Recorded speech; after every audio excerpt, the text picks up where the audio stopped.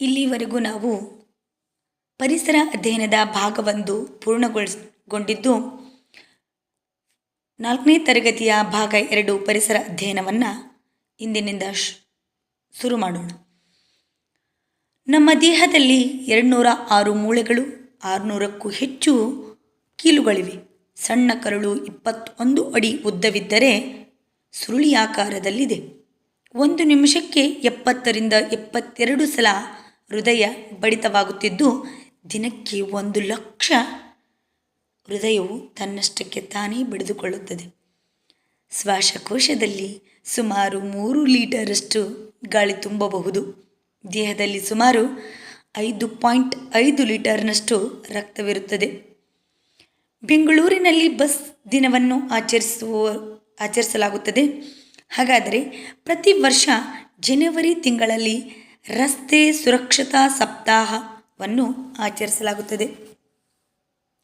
Right ಸಹೋದರರು ವಿಮಾನವನ್ನು ಕಂಡುಹಿಡಿದರೆ, ಗ್ರಹಾಂ ಬೆಲ್ ದೂರವಾಣಿಯನ್ನು ಕಂಡುಹಿಡಿದರು.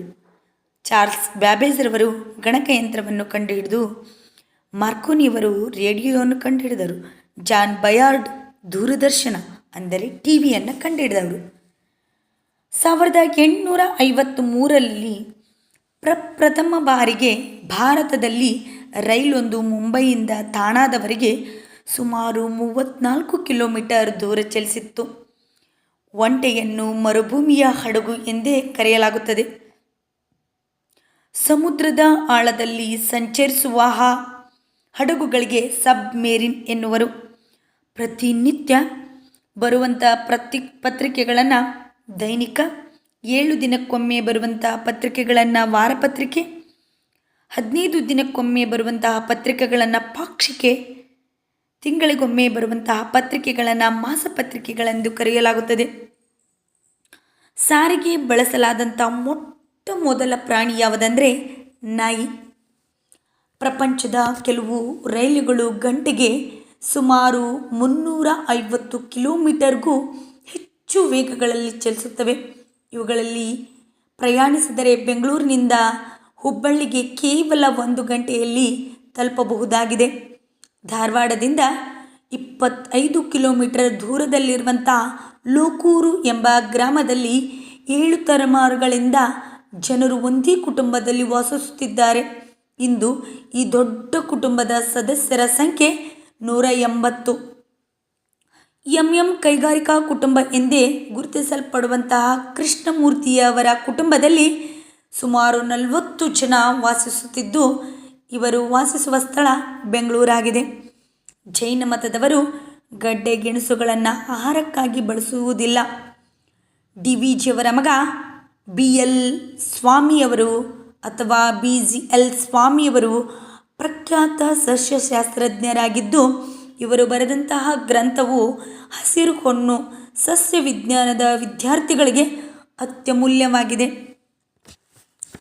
ದಾದಾಬಾಯಿ ಸಾಹೇಬ್ ಪ್ರಶಸ್ತಿ ಪಡೆದಂಥ ಕನ್ನಡದ ಮೊಟ್ಟ ಮೊದಲ ಕನ್ನಡಿಗ ಯಾರೆಂದರೆ ರಾಜ್ಕುಮಾರರು.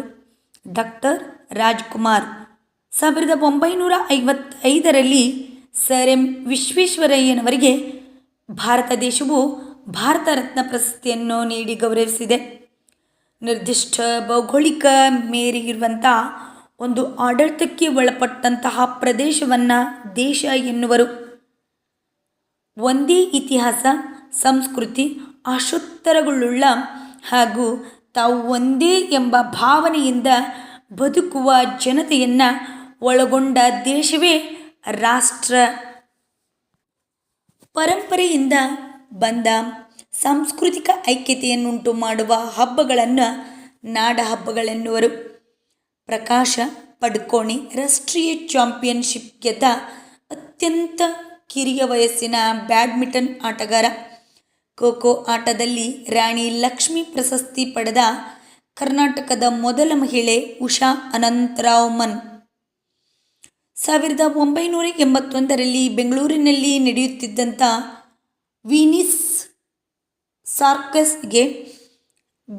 ಸರ್ಕಸ್ಗೆ ಬೆಂಕಿ ಬಿದ್ದು ಸುಮಾರು 92 ಜನ ಮರಣವನ್ನು ಹೊಂದಿದರು. ಸುಮಾರು 300 ಜನರಿಗೆ ಗಾಯವಾಯಿತು.